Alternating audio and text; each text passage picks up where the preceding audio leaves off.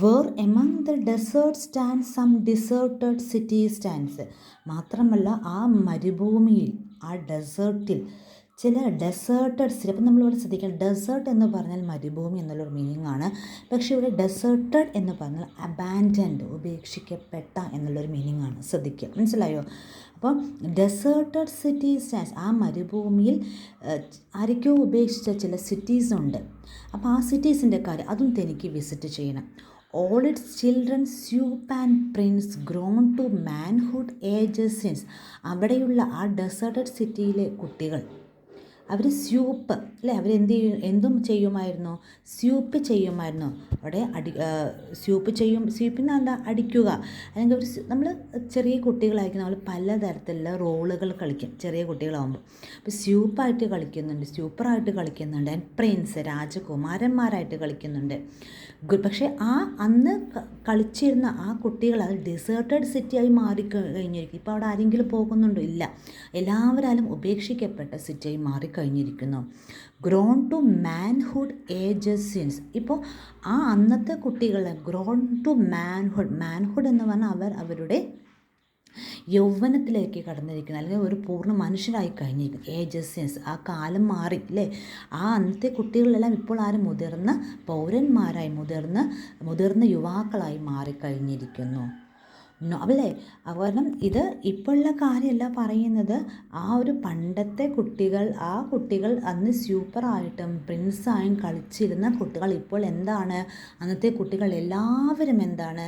അപ്പോൾ ഇവിടെ മറ്റ് രണ്ടൊരർത്ഥം, ആ കുട്ടികളെല്ലാവരും മാൻഹുഡ് സ്റ്റേജിലേക്ക് കടന്നു എന്ന് പറയുന്നു. മറ്റൊരർത്ഥം എന്ന് പറഞ്ഞാൽ അവിടുത്തെ കുട്ടികളായിക്കോട്ടെ, അന്നത്തെ സൂപ്പേഴ്സ് ആയിക്കോട്ടെ, അന്നത്തെ പ്രിൻസസ് എല്ലാവരും ഇപ്പോൾ വളർന്ന് ഒരുപാട് മാറ്റങ്ങൾ ഉണ്ടായിരിക്കുന്നു. Not a foot in street or house, not a stir of child or mouse. ഇപ്പോൾ ആ ഒരു തെരുവിൽ, ആ ഒരു ഡെസേർട്ടഡ് സിറ്റിയിൽ, എല്ലാവരും ഉപേക്ഷിക്കപ്പെട്ട സിറ്റിയിൽ ഇപ്പോൾ എന്തില്ല, not a foot in street. അവിടെയുള്ള തെരുവുകളിലോ അവിടെയുള്ള വീടുകളിലോ ഒരു കാലുപോലുമില്ല, എന്നുവല്ല ഒരു കാലൊച്ച പോലും നമ്മൾക്ക് കേൾക്കാൻ പറ്റുകയില്ല.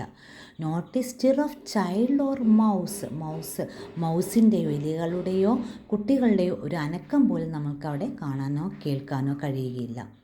And when kindly falls the night in all the town no spark of light. അല്ലേ, നമുക്കറിയാം മെല്ലെ മെല്ലെ രാത്രിയാകുന്നു. രാത്രിയിലേക്ക് കിടക്കുമ്പോൾ ഫാൾസ് ദ നൈറ്റ്, പതുക്കെ രാത്രിയാകുമ്പോൾ in all the town no spark of light. നമുക്കറിയാം രാത്രി കാലങ്ങൾ ടൗണുകൾ അല്ലെങ്കിൽ സിറ്റീസിൽ എന്താണ്, the was full of lights. പക്ഷേ ഈ അബാൻഡൻ സിറ്റിയിൽ മാത്രം എന്താണ്, there could not be seen any spark of light. I will come when I am a man with a camel caravan. അപ്പോൾ ഈ ബോയ് പറയുന്നുണ്ട് അവിടെ ഇപ്പോൾ ബോയ്സ് പോയിൻ്റ് ഓഫ് വ്യൂവിൽ പറയുന്നുണ്ട് അവിടേക്ക് ഞാൻ പോകും. When I am a man, ആ അബാൻഡൻ സിറ്റി വിസിറ്റ് ചെയ്യാൻ ഞാൻ അവിടേക്ക് പോകും. When I am a man, I will come, ഞാൻ അവിടേക്ക് പോകും. When I am a man, ഞാനൊരു പുരുഷനാകുമ്പോൾ. വിത്ത് എ ക്യാമൽ കാരവൻ എന്ന് പറഞ്ഞാൽ വെഹിക്കിൾ എന്ന മീനിങ് ആണ് ഇവിടെ. ക്യാമൽ വണ്ടിയില്ലേ, ഒട്ടകം വലിച്ചു കൊണ്ടുപോകുന്ന ഒരു കാരവൻ, അല്ലെങ്കിൽ ഒട്ടകപ്പുറത്തേന്തി ഒട്ടകപ്പുറത്തുള്ള ഒരു കാരവൻ ഒരു ഒട്ടകത്തിൻ്റെ പുറത്ത് സെറ്റ്. കാരണം ഡെസേർട്ടിലെല്ലാം ഇപ്പോഴും രാജസ്ഥാൻ ആ ഭാഗങ്ങളിലൊക്കെ ക്യാമൽ, നമ്മളിപ്പോൾ കുതിരവണ്ടി പറയുന്ന പോലെയുള്ള ഒരു ഇതാണ് ഇത്, ക്യാമൽ കാരവൻ. ആ ക്യാമൽ കാരവനിൽ ഞാൻ അവിടേക്ക് പോകും. Light a fire in the gloom of some dusty dining room. അവിടെ പോയിട്ട് ഞാൻ എന്താണ് ചെയ്യുന്നത്, ആ ഗ്ലൂമി ആയിട്ടുള്ള, ആ വളരെ ഡാർക്കിഷ് ആയിട്ടുള്ള, ആ ഇരുണ്ട അവിടെ പോയി ഒരു ഡസ്റ്റി ഡൈനിങ്, വളരെ എന്താ പറയുക, ഇരുണ്ട പൊടി പിടിച്ച് കിടക്കുന്ന ഡൈനിങ് റൂമിൽ പോയിട്ട് ഞാൻ എന്ത് ചെയ്യും, ലൈറ്റ് എ ഫയർ വിളക്ക് കത്തിക്കും. See the pictures on the walls, heroes, fights and festivals. അവിടെ പോയി കഴിഞ്ഞാൽ ആ ഇരുട്ടിൽ ഞാൻ വിളക്ക് തെളിയിക്കുമ്പോൾ എനിക്ക് അവിടെ എന്ത് ചെയ്യാൻ പറ്റും, എന്ത് കാണാൻ പറ്റും, ആ ഒരു വാൾസിൽ, ആ ഒരു ചുമരിൽ കുറേ പിക്ചേഴ്സ് കാണാൻ പറ്റും. ആരുടെയൊക്കെ പിക്ചേഴ്സാണ് കാണാൻ പറ്റുന്നത്, ഹീറോസ്, ഫൈറ്റ്സ് ആൻഡ് ഫെസ്റ്റിവൽസ് അല്ലേ. കുറേ ഹീറോസിൻ്റെ ആ കാലഘട്ടത്തിൽ, ആ പണ്ടുണ്ടായിരുന്ന ഹീറോസിൻ്റെയും അന്ന് നടന്ന യുദ്ധങ്ങളുടെയും അന്നത്തെ ഫെസ്റ്റിവൽസിൻ്റെ എല്ലാം പിക്ചേഴ്സ് എനിക്ക് കാണണം.